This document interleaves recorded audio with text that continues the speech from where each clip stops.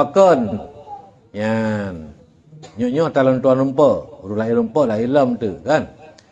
Pakon lam semayang kama sallaita ala sayyidina Ibrahim wa ala ali sayyidina Ibrahim wa barik ala sayyidina Muhammad wa ala ali sayyidina Muhammad kama barakta ala sayyidina Ibrahim. Ya, tengok lagu. Mesti kan lebih betul kena Nabi Adam ke dia. Awak ke dia mendu. Sebelum dia mendu kan cucu Nabi Adam ke dia. Tahu nan? Ya, jadi kejawab pinan. Kupu ke Nabi Ibrahim kejawab pinan. Ada nikmat Tuhan yang Nabi oleh Allah ke Nabi Ibrahim hana ke Nabi lain. Ya. Ya, dah contoh. Nabi Ibrahim dua buah ni anak ban dua buah je ke Rasul. Tapi nabi-nabi yang lain hana mandu mana je ke Rasul. Ya. Cuman telaki menan sama ke telaki anak Nabi Muhammad ke Rasul. Ini kata hana mungkin sama memang Nabi Muhammad nabi penutup nabi. Ya, tapi yang telaki adalah rahmat Allah. Yang nabi ke Nabi Ibrahim, nabi ke Nabi Muhammad. Ya, berkat yang nabi ke lagi nabi berkat ke Nabi Muhammad, lagi nabi berkat ke Nabi Ibrahim. Berkat tak keluarga Nabi Ibrahim. Yang keluarga Nabi Ibrahim nabi-nabi hidup, Nabi Isa, Nabi Yakub segala macam. Nabi Isa kan mandu murad Bani Israel. Anak Nabi Yakub mandu yan. Ya, di cucu-cucu Nabi hidup Nabi Ibrahim.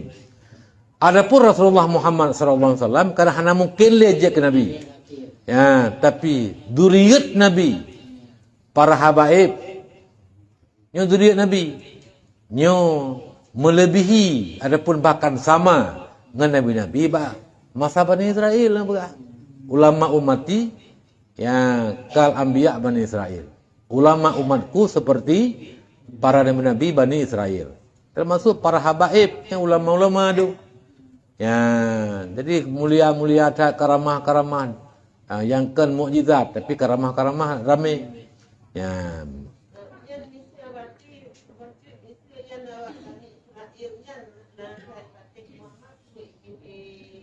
Nya mbak putermu ngawaknya. Ana pernah nabi bakal bangsa kamu.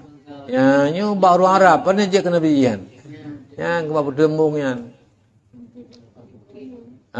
Hai percaya karena Nabi Muhammad kan bangsa Bani Israel, urung Quraisy. Ya.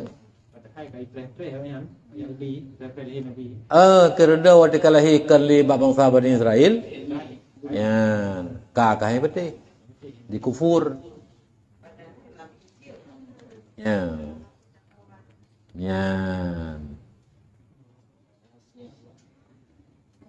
Maka yang habatian ahli-ahli kitab yang bangai-bangai. Ya, dan yang inat yang kerhulai ya, walaupun jarang. Ya, karena uruhan petih dua macam. Pertama karena bangai yang petih. Yang kedua karena jarang. Kalau jarang yang kerhulai akan. Ya.